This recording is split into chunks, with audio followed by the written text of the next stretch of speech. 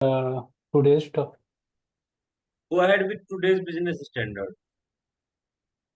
Sir, I have read in business standard that there is a certain percent of increase in Indus in bank, that is 4% increase in share point, and uh, there is a Moody's Sun Name Association which have estimated that there is a deteriorating of about 3% in Indian bank assets, sir.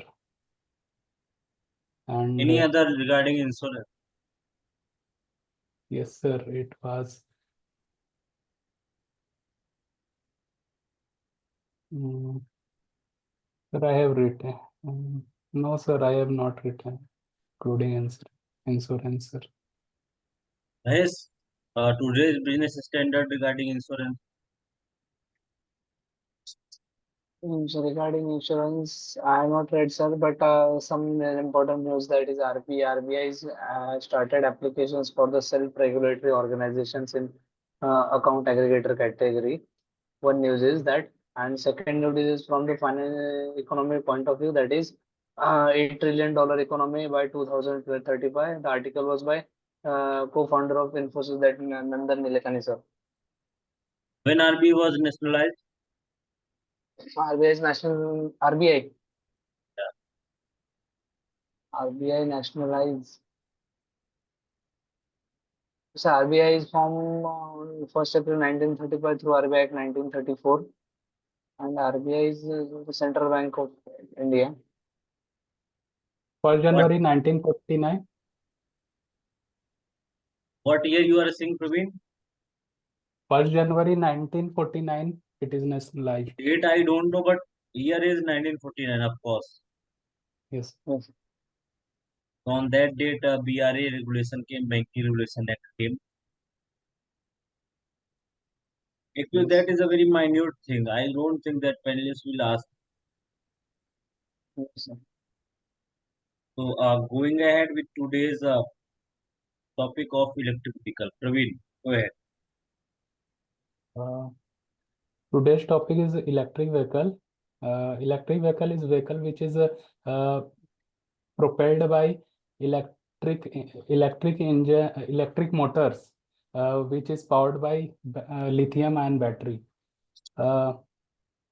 The need of electric vehicle is pushed by climate change issue in Paris Agreement. Now, there are various advantages regarding electric vehicle, that it reduces air pollution and emission of greenhouse gases. It also will be more beneficial when we connect renewable for form of energy with electric vehicles to charge it.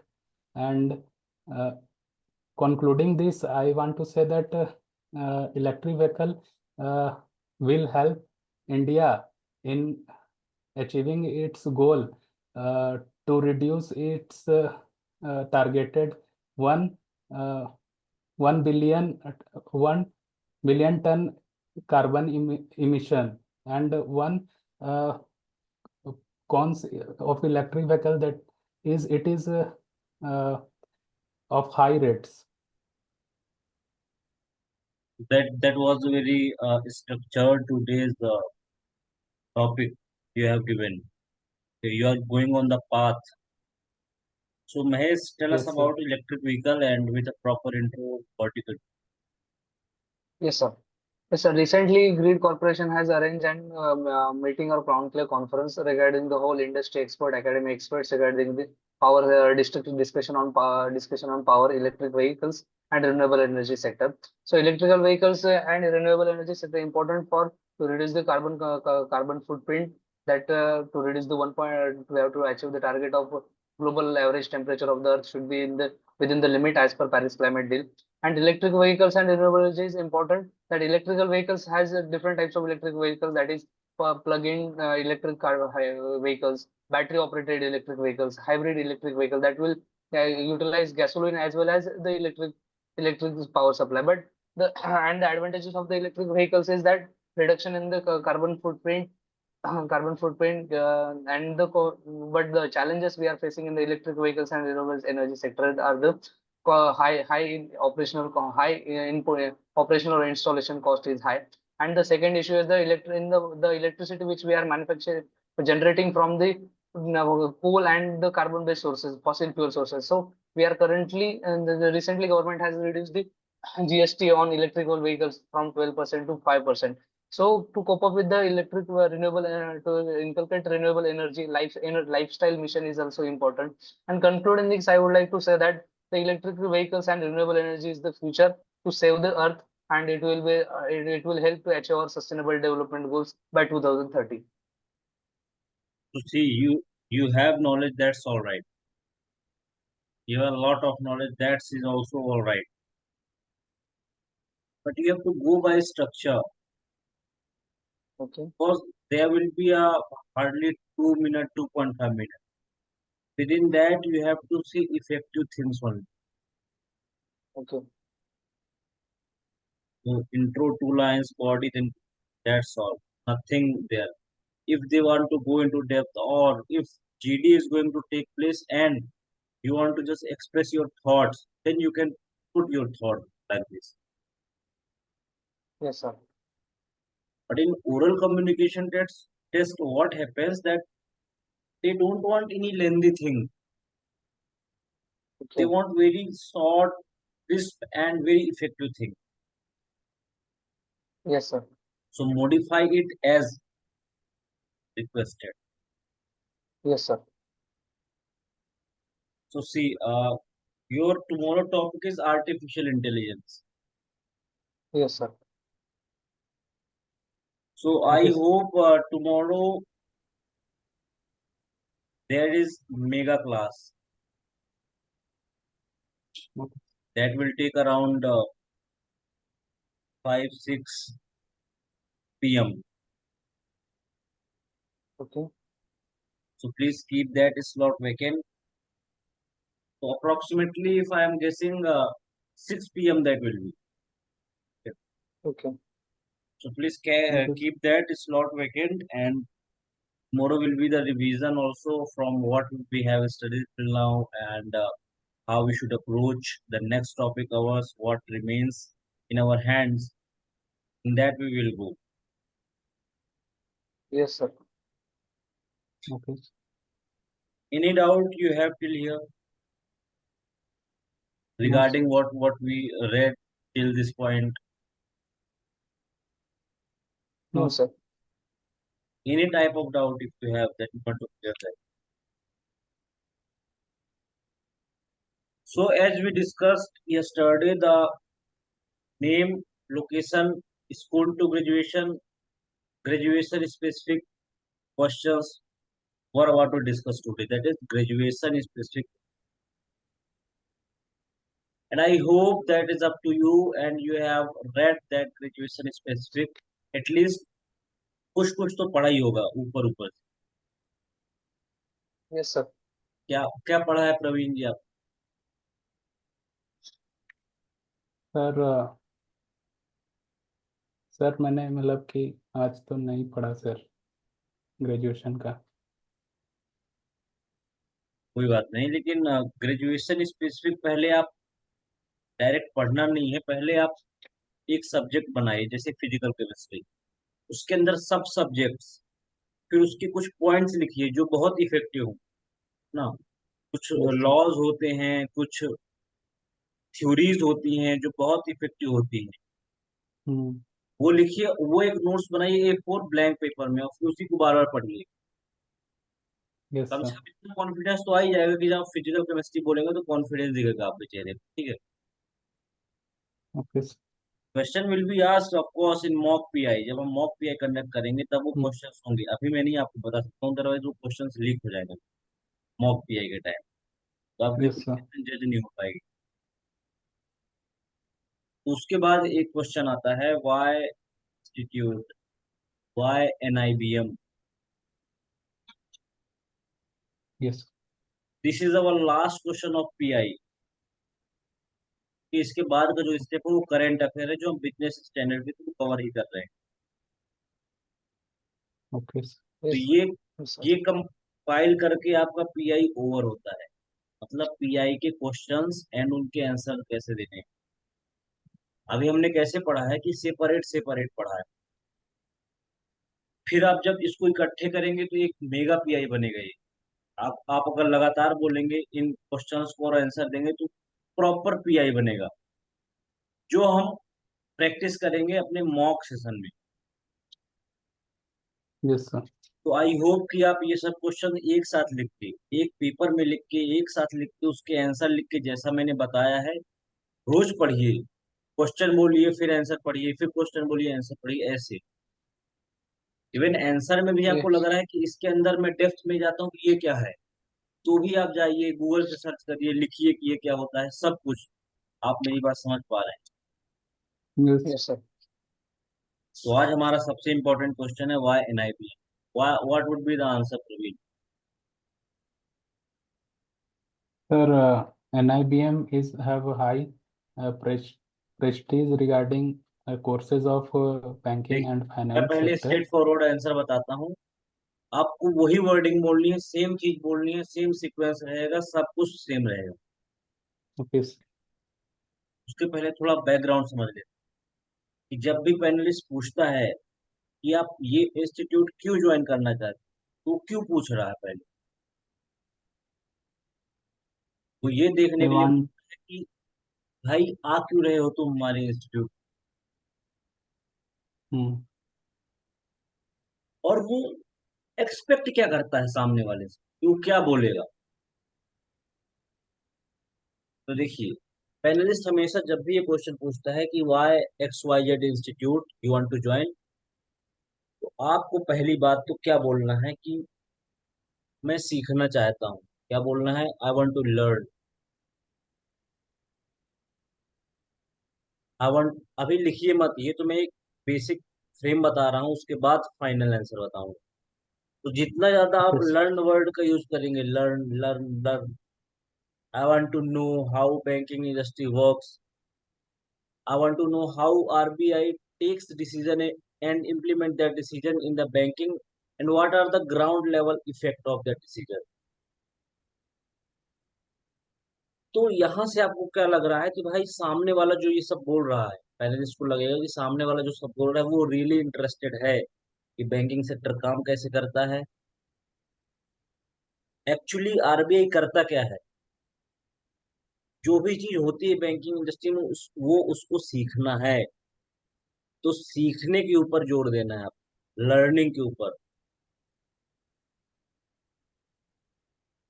जैसे proper answer, because I want to join an IBM because I have to learn how banking industry works. ये तो पहला punch point हुआ, hit point. अब दूसरा hit point, I want to know how RBI ensures the full effectiveness of any rule implementation at the ground level through banking mechanism. ये हुआ regulator के aspect में, ये मेरे को भी जानना है। आपको बात समझ में आ रही है? yes, sir. And I am interested to know how banking industry works. तो इसमें क्या हुआ कि मैं इंटरेस्टेड टू नो कि कैसे काम करती है बैंकिंग इंडस्ट्री, वो जानना चाहता हूँ, जो एनआईबीएम मेरे को बताएगा। दूसरा ये हुआ कि रेगुलेटर क्या डिसीजन लेता है, उसका क्या सोचता है वो डिसीजन लेने से पहले, और ग्राउंड लेवल पे क्या जाता है, वो पता चलेगा हमको। और तीसरा सबसे इंपॉर्टेंट, कि मैं सीखना चाहता हूँ, I want to learn how this industry actually take place.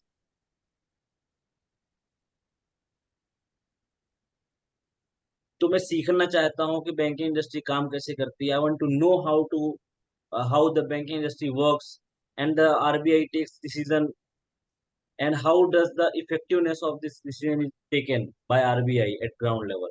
ये चीज बोलनी है आप। इसको आप थोड़ा और रिवाइज करिए, अपनी ओर से रिवाइज इन द सेंस, पढ़िए बस। आपको ये नहीं बोलना है कि NIBM is a banking industry, I want to work in a bank जहाँ मेरे को सैलरी मिलेगी, मैं प्रोफेशनली काफी हायर पोजीशन पे देखता हूँ, ये नहीं बोलना है। क्योंकि वहां उनको चाहिए, उनको तो पता है आप क्यों आ रहे हो, बट उनको चाहिए कि सामने वाला बोल क्या रहा है। सीखना है मेरे को बैंकिंग इंडस्ट्री में काम कैसे करता है बैंक। अब इसके ऊपर भी क्वेश्चन आएंगे कि बैंक क्या है, बैंक में रेट्स क्या क्या होते हैं, ये सब चीजें। यहीं से तो लिंक शुरू होगा आपका। Getting this thing. Yes, Yes, sir. sir. तो ये आप यही सेम वर्डिंग रखिए जो मैं बोला हूँ, इसको रिवाइज करिए बार बार, और लगता है आपको 2-3 बार आप शीशे के सामने खड़े होके बोलिए, लगता है आपको कुछ और भी आप ऐड कर सकते हैं जो ज्यादा इफेक्टिव है। Other than this liquidity thing, कि सैलरी अच्छी है, पैकेज अच्छा है, लुमिनस बेस अच्छा है, ये सब नहीं बोलना अपने को बोलना सीखने आ रहे हैं अपन बैंकिंग का। और उसमें एनआईबीएम टॉप पे है, इसलिए मैं एनआईबीएम ज्वाइन करना है।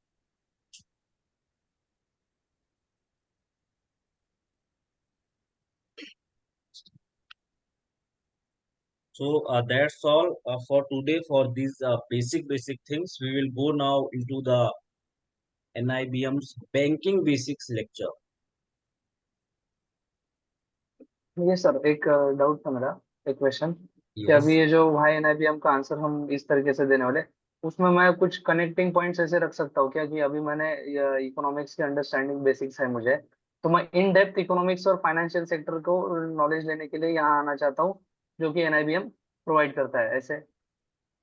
मैं बोला ना, नॉलेज नहीं देना है, सीखना है, learn. The okay. more you will use the learn thing, okay.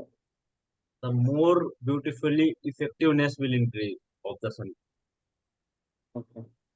कुछ भी आप बोलो बोलो, लर्न करने आ रहा हूँ बस, that's all. Okay. Yes sir.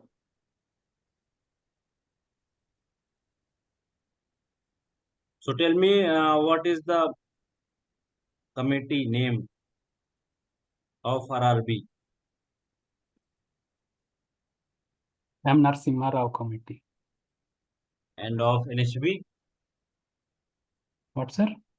Rangarajan Committee. C. Rangarajan. So see, today we are going with ECGC. ECGC क्या है? ECGC एक कंपनी है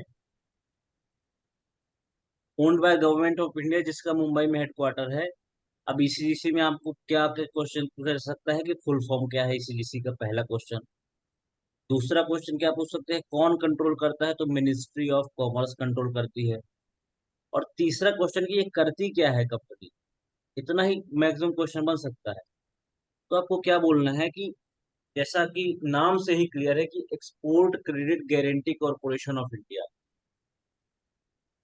तो ये क्या करती है, एक्सपोर्ट क्रेडिट की गारंटी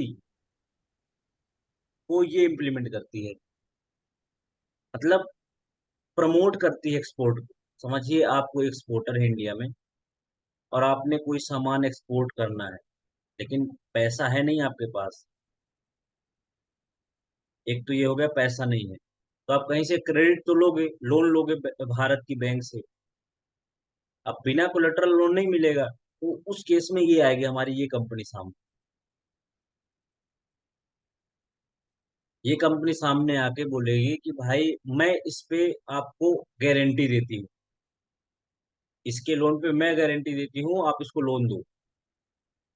तो इस तरह से एक्सपोर्ट क्रेडिट गारंटी काम करता है एक्चुअली। जैसे एमएसएमई की केस में सिडबी काम करता है उनके लोन प्रोविजन के लिए, वैसे ही एक्सपोर्ट के केस में इसी का। फिर आता है प्रायोरिटी सेक्टर लेंडिंग।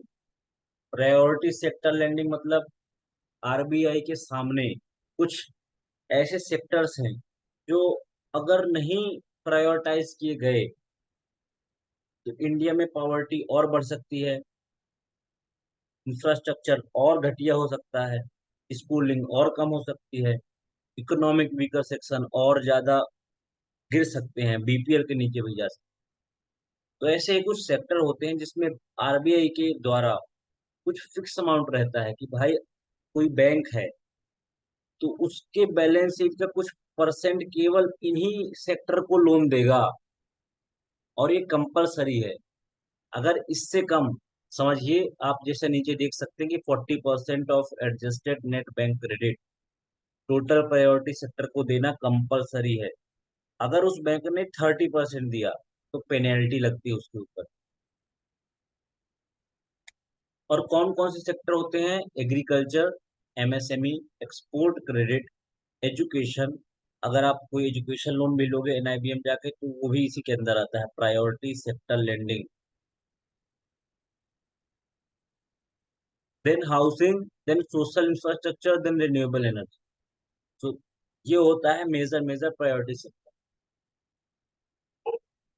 आपको ये ध्यान रखना है कि 40% फिलहाल में इनका रिक्वायरमेंट रहता है कि भाई टोटल लोन का 40% आप प्रायोरिटी सेक्टर में मोटा मोटा, जिसमें से आउट ऑफ 40 एग्रीकल्चर को 18%, माइक्रो को 7.5%, एडवांस टू वीकर सेक्शन, मतलब जो वीकर सेक्शन होते हैं हमारे सोसाइटी के, उनको 10% तक का लोन दिया जाता है। उसके बाद चीजें आपको नहीं पढ़नी है, इतना जानना है कि प्रायोरिटी सेक्टर लेंडिंग क्या होती है। तो कुछ सेक्टर होते हैं जिनको अगर नहीं हम प्रायोरिटाइज करेंगे तो क्या होगा, और डिग्रेड होंगे वो सेक्टर और हमारी सोसाइटी इकोनॉमी की वैल्यू घटेगी। इस कारण से हम ऐसा करते हैं। अब आता है नॉन बैंक फाइनेंशियल कंपनीज। तो देखिए नॉन बैंकिंग फाइनेंशियल कंपनीज होती क्या है? एक्चुअली जो ये एक फाइनेंशियल इंस्टीट्यूशन है सेम एज अ बैंक। मतलब एक बैंक होगी, उसके बगल में एक नई कंपनी खुल गई जो एनबीएफसी है, दोनों एक ही काम कर रहे हैं। लेकिन जो एनबीएफसी है वो कभी भी डिमांड डिपॉजिट नहीं लेगी। डिमांड डिपॉजिट मतलब कम ईयर के लिए डिपॉजिट, वो कम से कम 5 साल का डिपॉजिट ले सकती है।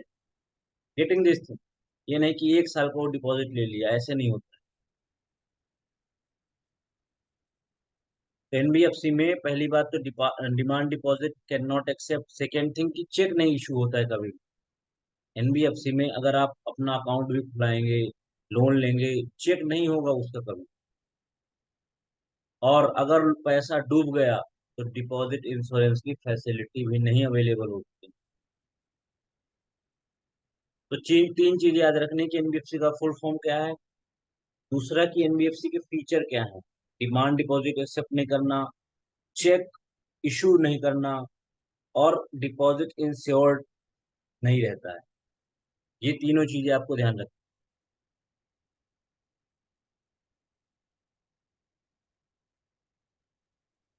कुछ होती है सिस्टमेटिकली इंपॉर्टेंट एनबीएफसी, जैसे कि 500 करोड़ से ऊपर इनका एसेट साइज है तो हम बोलते हैं सिस्टमेटिकली इंपॉर्टेंट एनबीएफसी। तो एनबीएफसी के बारे में क्या याद रखना है कि ये है क्या, दूसरा फीचर क्या है, और तीसरा सिस्टमेटिक का क्राइटेरिया क्या है। NBFCs are financial institution that provide banking services without meeting the legal definition of bank. मतलब इसके पास बैंकिंग का लाइसेंस नहीं होता है, लेकिन फिर भी बैंकिंग की सर्विसेज दे सकती है, मतलब लोन दे सकती है, डिपॉजिट रख सकती है, लेकिन डिमांड डिपॉजिट नहीं रख सकती है, टर्म डिपॉजिट रख सकती है। डिमांड डिपॉजिट मतलब आज गया मैं पैसा जमा करने, कल फिर निकाल लिया, उसको डिमांड डिपॉजिट। जो सेविंग बैंक या current bank. Next is anti money laundering. तो आपको सबको पता होगा एंटी मनी लॉन्ड्रिंग होता क्या है एक्चुअल में। Money laundering is a process by which the origin of fund gained by illegal means is concealed and made to appear such that they have been derived from legitimate source and inserting them back into economic circulation। जो हमारा 500 की note बंद हुई थी जब 500 हजार की 8 नवंबर में, तब मनी लॉन्ड्रिंग का केस बहुत आया था उसके बाद। और जो अभी फिलहाल 2000 की नोट बंद, तब भी बहुत सारे केसेस आए। तो एंटी मनी लॉन्ड्रिंग क्या होता है कि मनी को ऐसे सर्कुलेट करके दिखाना कि जैसे ट्रू है, ट्रांसपेरेंट मनी है, हमने लेजिटिमेट सोर्स से डिराइव किया है, यानी इसके अगेंस्ट में टैक्स भी दिया हुआ है गवर्नमेंट को, अगर ये मेरी इनकम के रूप में डिराइव्ड है, लेकिन ये होता नहीं एक्चुअली। उसको बोलते हैं एंटी मनी लॉन्ड्रिंग। और इसको देखने के लिए हमारे यहाँ कई बड़ी बड़ी बॉडीज है, जैसे ईडी है ना, और अपनी सॉल्वेंसी एंड बैंकरप्सी कोड भी है इसमें, जो इसको देखते हैं। वॉच डॉग्स हैं इसके कई एंटी मनी लॉन्ड्रिंग के। इसमें डर्टी मनी बोलते हैं जो मनी फ्लो करती है इलीगल एक्टिविटी से, और क्लीन मनी में वो चेंज हो जाती है। So have you read about financial inclusion till now? Anybody of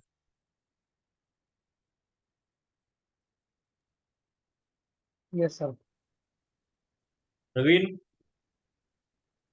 Sir, I have not gone through this. Why? I forget the topic, sir. You have said, but I forget, sir. Okay, see, Sorry financial for it. Inclusion क्या होता है? अभी तक हमारे country में अगर कोई शहर में रह रहा है तो सबको पता होगा बैंक क्या होता है ना, कैसे हम अपना अकाउंट ओपन कराएं, डिपॉजिट करें, इंश्योरेंस करें। लेकिन कुछ अभी भी वल्नरेबल सेक्शन ऑफ सोसाइटी है, यानी पुअर पॉपुलेशन है। आप गांव में जाएंगे तो उनको ये भी नहीं पता कि बैंक क्या है, ठीक है, इंश्योरेंस क्या है वो भी नहीं पता उनको। तो ऐसी ही सेक्शन ऑफ सोसाइटी तक ये पहुंचाने के लिए बैंकिंग, इंश्योरेंस या फाइनेंस एक्टिविटीज की फैसिलिटी पहुंचाने के लिए एक टर्म यूज किया जाता है जिसको बोलता है फाइनेंशियल इंक्लूजन। इंक्लूजन मतलब अपने में मिलाना, फाइनेंशियल मतलब फाइनेंशियली मिलाना अपने में। उनको कुछ नॉलेज दे के, सेविंग के बारे में नॉलेज दे के, उनका अकाउंट खुला के, उनको इंश्योरेंस पॉलिसी बेच के हम लोग क्या करते हैं, फाइनेंशियली इंक्लूज करते हैं। गेटिंग दिस थिंग,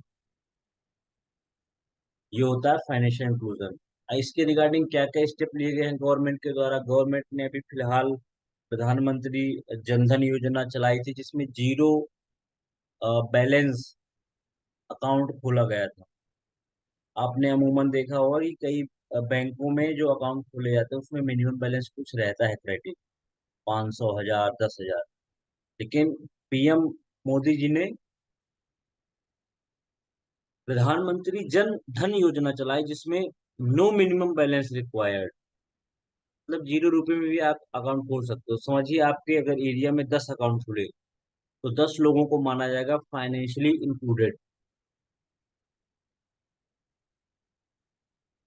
इसके थोड़े फीचर लिखे हैं। मेरा खाता भाग्य विधाता, government has decided to double the overdraft facility, accidental insurance about this. I think कुछ लिमिट इंक्रीज हुई है, प्लीज चेक इट विथ। और पहली बात तो बेसिक चीज आपको जानना है कि प्रधानमंत्री जनधन योजना है क्या। ये फाइनेंशियल इंक्लूजन के लिए बनाई गई थी, इसमें कोई बैलेंस रिक्वायर्ड नहीं है। ये दो चीजें जरूरी। ऐसे ही प्रधानमंत्री सुरक्षा बीमा योजना है फॉर पर्सनल एक्सीडेंट इंश्योरेंस। 18 से 70 वर्ष की उम्र होनी चाहिए। सम इंश्योर्ड 2 लाख है, 20 रुपए का प्रीमियम लगता है हर साल। फिर है जीवन ज्योति बीमा योजना, जिसमें 330 रुपए का साल का प्रीमियम लगता है। सम इंश्योर्ड 2 लाख रुपए है, 18 से 50 है। तो अब ये देखिए आपको पढ़ना क्या है इसमें। आपको केवल पढ़ना है स्कीम। समझिए, पहले लिस्ट ने आपसे पूछा कि फाइनेंशियल इंक्लूजन क्या है, तो आप पहले डेफिनेशन बताइए कि भैया वल्नरेबल सेक्शन ऑफ सोसाइटी तक हमको फाइनेंशियल प्रोडक्ट्स एंड सर्विसेज पहुंचाने के लिए इसका सहारा लेना पड़ता है, फाइनेंशियल इंक्लूजन। और यही इसकी मीनिंग है। For example there are some products, for example Pradhan Mantri Jandhan योजना, प्रधानमंत्री सुरक्षा बीमा योजना, प्रधानमंत्री जीवन ज्योति बीमा, अटल पेंशन। दैट्स ऑल, इतना बोलना है आपको बस। और वो डेप्थ में नहीं जाएंगे, इसकी डेप्थ में नहीं जाएंगे। अगर जाते भी हैं तो मैं आपको मॉक पीआई के समय बताऊंगा कि कैसे आपको टैकल करना हो क्वेश्चन। फाइनेंशियल इंक्लूजन फंड बनाया गया है फिलहाल, जो आरबीआई देखता है, जिसमें जो शेयर है गवर्नमेंट का 40% है, आरबीआई का 40% है, नाबार्ड का 20%। इसको बोलते हैं फाइनेंशियल इंक्लूजन फंड। आपको पता होगा डीमैट अकाउंट क्या होता है। डीमैट अकाउंट मतलब डीमटेरियलाइज्ड अकाउंट। एक अकाउंट तो वो होता है जिसका पासबुक आपको मिलता है बैंक में, और एक अकाउंट वर्चुअल होता है, डीमैट अकाउंट। जिसमें कोई पासबुक नहीं मिलता है, बस वर्चुअली कुछ तो अकाउंट है जहाँ आपके शेयर आएंगे, ट्रेड होंगे, बेचे जाएंगे, सेल हो जाएंगे, वो सब चीजें डीमैट में होती।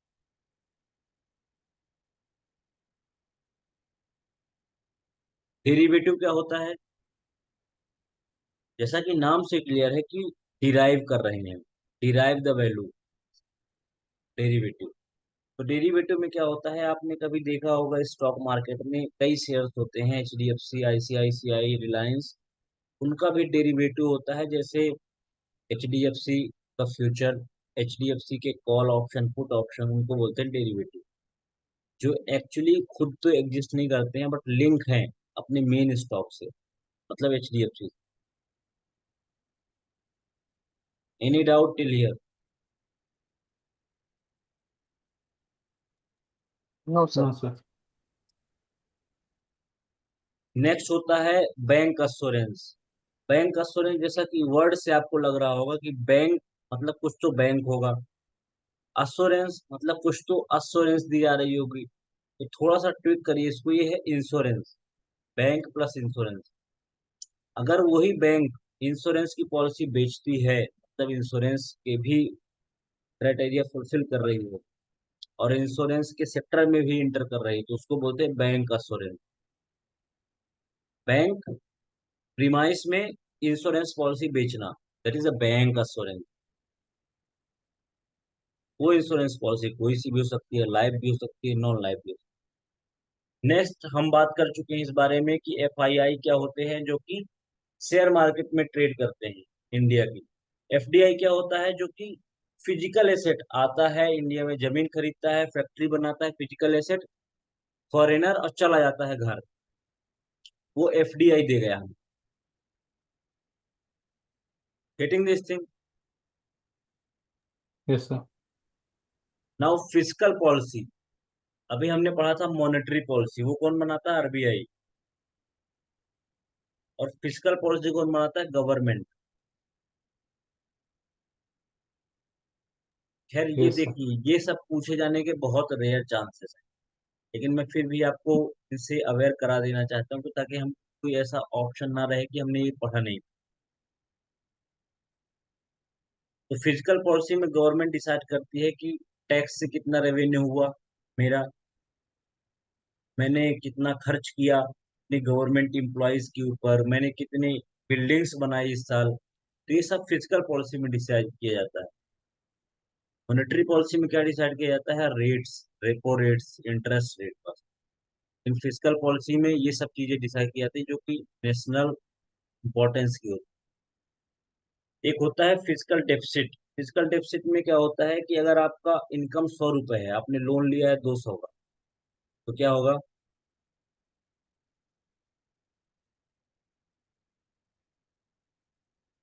नुकसान होगा आपको। भाई इनकम तो सौ Yes. रुपए है ना, और समझिए Hmm. महीने में आप खर्चा 200 कर रहे हैं, लेकिन कमा 100 रुपए ही रहे हैं, तो भी नुकसान है। तो उसको बोलते हैं डेफिसिट। Yes. कौन सा डेफिसिट है? अगर यही चीज कोई पर्सन को छोड़ के गवर्नमेंट कर रही है, तो physical deficit.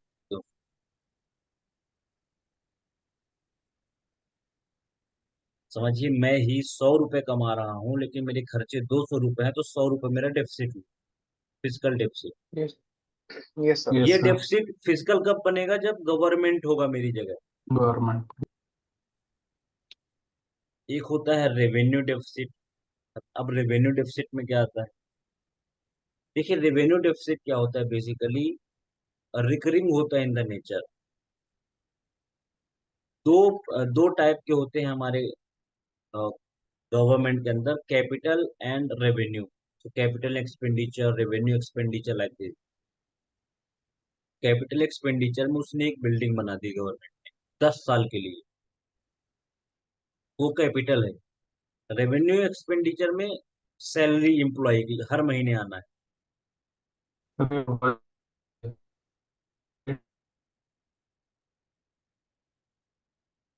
Is it Audible now?